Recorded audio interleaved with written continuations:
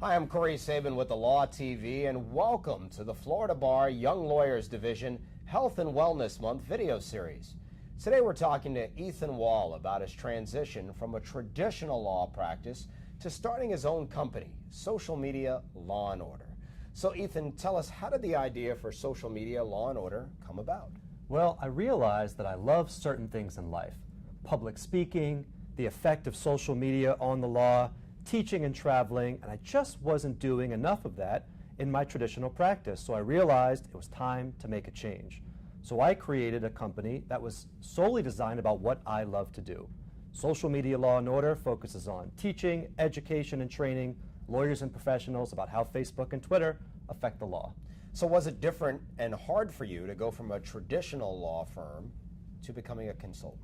Absolutely. I mean, we're trained to be lawyers. We think in a certain way. We do things a certain way. We put all of our time into these small boxes of billable hours. And so once you've been doing something for so long and being trained to do it, it's very difficult to think that I'm going to stop and do something else. But once I really felt like my passion lied slightly elsewhere, you have to get a little bit uncomfortable and make a change. And that's all part of the process. And change is hard, so what made you want to all of a sudden say, I want to leave my traditional law practice? Well, the law firm that I worked for was absolutely amazing. Some of the greatest attorneys and litigators around. And I was so grateful for the chance to work with them. But sometimes you feel like there's something else that's out there. There's something more that you are made for, and that's your passion. I kind of felt like Jimi Hendrix and the Beatles, where it was a wonderful situation to be in, but it just may not have been the right fit. And so sometimes you have to not be afraid to fail and take that leap and do something that you really enjoy doing. And if you keep pushing and you believe in yourself and in your vision and you know that it's the right thing to do, then success will come. Is there stress involved, and how do you deal with it, and what have been the biggest surprises so far? Well, there is a tremendous amount of stress.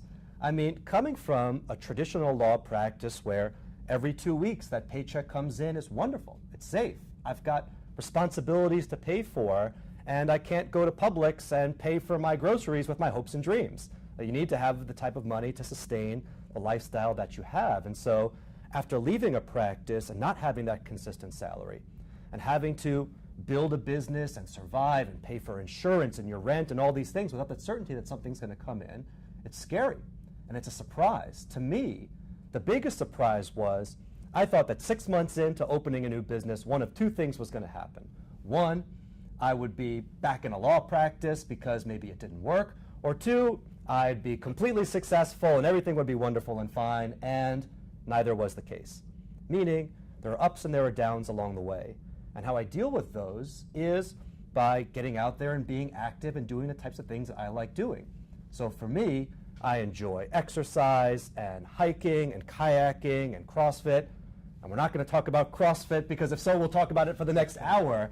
But I found what kind of makes me tick and what was able to get my stress out there. And that allowed me to be positive and to deal with the ups and downs that come with opening your own business. Overcoming the peaks and valleys is a great challenge, but I'm just curious, how do you view your old practice of law and how do you view your career now? So the traditional practice of law is wonderful. And when you find your passion in it, it's terrific and you really feel like you're doing something meaningful. For me, I found that when I was in the traditional practice, I had somehow separated my day between work and play. So work was something I did to make money, and then I would use that money to spend on the things that I enjoy doing, and there was a separation.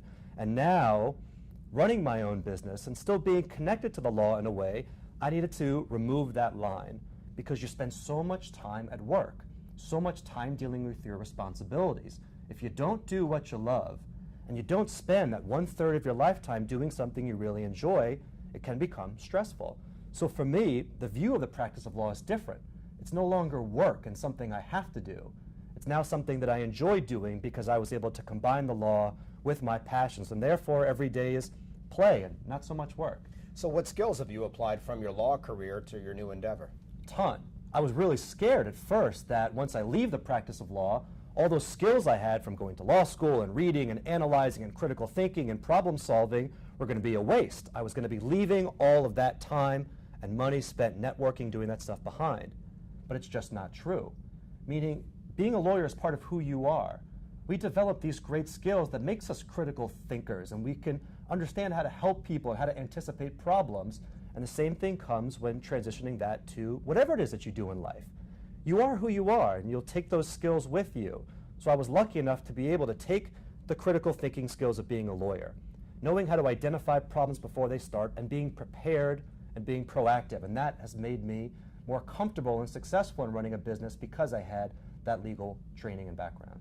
You know, you talked about change earlier, and so often people have this fear of change. So what advice do you have for other lawyers who are thinking about trying something different? Change is uncomfortable. It's tough. It's scary. I was too afraid to jump and try something new in the beginning, and I think it's just all of the uncertainty that's wrapped up into something new and all the what ifs. What if I don't succeed? What if I don't make enough money? What if I go out there and try and fail? That stopped me for a long time in doing what I really love doing, but I realized you can't be afraid to fail. And the best advice that I could give somebody is to figure out what it is that makes you happy. What do you love? What really gets your blood pumping?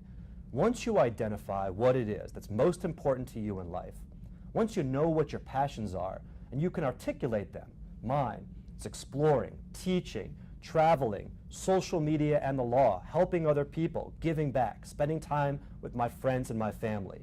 Once I realized those were the most important things to me, I was able then to design a lifestyle around those things, and I was able to pivot from the traditional practice of law to spending more time teaching, traveling, reading, writing, and social media legal issues, and helping people in a way where I spend all my time doing that stuff.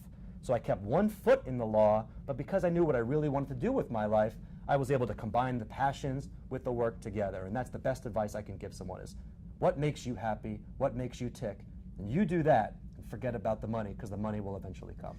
Become the change you desire. That's very powerful, and you've definitely carved out an amazing niche for yourself.